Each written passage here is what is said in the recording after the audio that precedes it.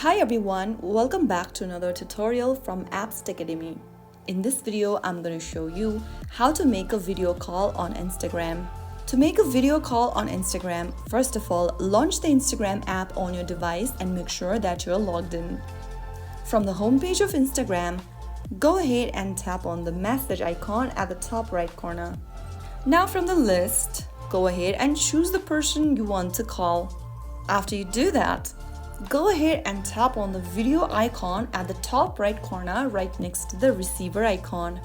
After you tap on that, the call will ring on their device, and once they accept, you will be connected on the video. Just make sure you both have a stable internet connection. You can only call people who follows you back if their DMs are restricted. During a call, you can also mute your mic, turn off your camera, or switch to audio only. And that's how you can easily make a video call on Instagram fast and easy. If you found the video helpful, don't forget to like, share, and subscribe. I'll be back in the next video. Thank you for watching.